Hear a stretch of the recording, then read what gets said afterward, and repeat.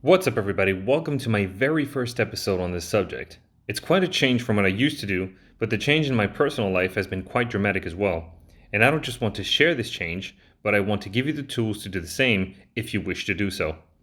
So without further ado, I welcome you to my channel, and let's get into this first episode. My name is Dan, and I help people challenge their reality by acknowledging the power of their mind. In this episode, I want to talk about the laws of the universe, because these are all extremely important for our daily lives, and yet not many know of them because they're not taught in school, or even by most parents. There are so many things that should be taught in school but simply aren't. Anyway, what are the laws of the universe? These are a set of laws which we need to work with, or rather surrender to, if we want to attain the life that we most desire. Why? Because these laws rule the universe. None of these are set, made, or changed by mankind. They're simply to be understood and used to our advantage once we know how. So despite what you might have heard before or your prior convictions, these are not some sort of magic. Because what is magic really? People call magic what they don't understand yet. However, just because you understand the scientific process behind something or even the mechanics doesn't make it any less of a miracle. And these laws are already understood and proven, even if you can't perceive their effects instantly with your eyes, just like atoms or gravity. So I'm going to go through the 10 laws that I believe to be most important and tell you a little bit about them. But I'm just going to summarize and simplify the concept. I'll actually get into them more in detail in separate episodes. This is going to be like an overview. So without further ado, let's get into them. The first one is the law of oneness. This law explains that everything is connected through streams of energy.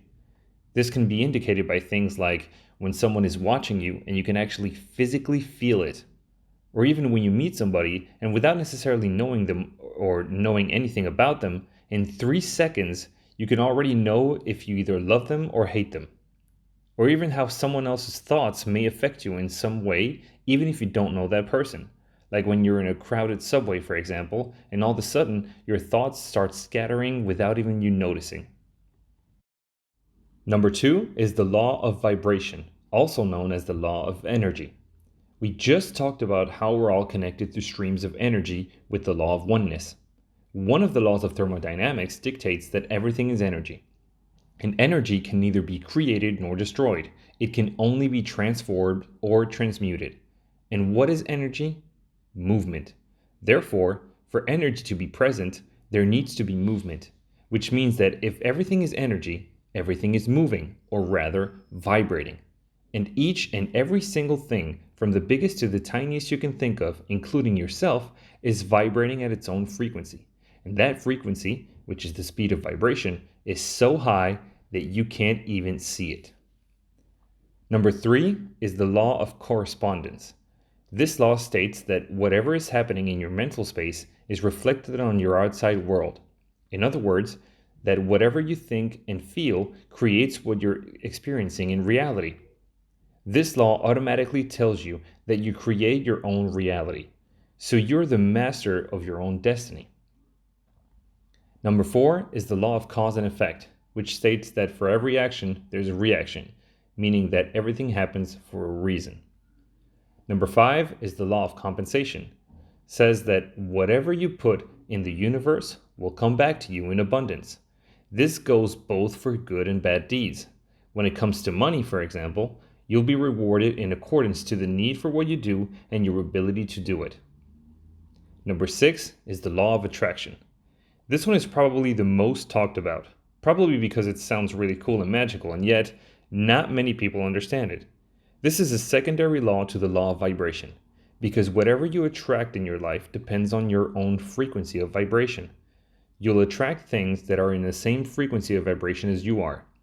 This can both be material things and people. Number 7 is the law of perpetual transmutation of energy. This is one of the most interesting because it smashes any theory about your background, your genes, etc. Remember how I said that energy can only be transformed or transmuted? Well, this law decrees that you have the ability to change your life into whatever you want it to be. It's all about the energy you want to use. Since energy is always in motion and forever present, it is your choice to accept the opportunities that the universe gives you. You can either go with the flow or reject it. Number 8 is the law of relativity, another interesting one. This law clearly states that every obstacle is an opportunity. In other words, anything that seems to happen to you, or even an event, isn't inherently good or bad. Only our judgment and perception makes it so. And you have the power to choose. So things don't really happen to you, they happen for you. Number 9 is the law of action. All of the laws we've seen up to this point pretty much explain that the universe already puts certain things in motions for us. We can choose whether these are good or bad, and we can also choose to act upon them or not. The universe gives us opportunities to build the thoughts we have, we choose the thoughts, and we choose if we want to take action towards those thoughts and actually manifest them in our reality. And number 10, last but not least, is the law of gender. The law of gender decrees that all seeds have a gestation and incubation period depending on its nature. For example, the seed of a carrot takes approximately 3 weeks to germinate. The seed for me, or for you, or a baby, is approximately 280 days. Well, the ideas that you have are exactly like seeds that you plant in your mind. We guess on how long it'll take us to reach the goal, but even if we don't know the exact amount of time, we do know that we can shorten it. How? Through concentration, because the act of concentrating gives it more energy. And as Emerson said, the only thing that can grow is the thing you give energy to. So think about it. What is your goal, and what are you willing to do in order to reach it? I'm going to let you ponder on that question until the next video. Until then, thanks for watching, and I hope you liked the video and that it gave some value to the thoughts you'll entertain from now on, because you have to know that they do have value and they do matter. So hit that like button and subscribe if it's the case for you. Share it with those who need it, and I'll see you on the next one. Peace, love, and respect.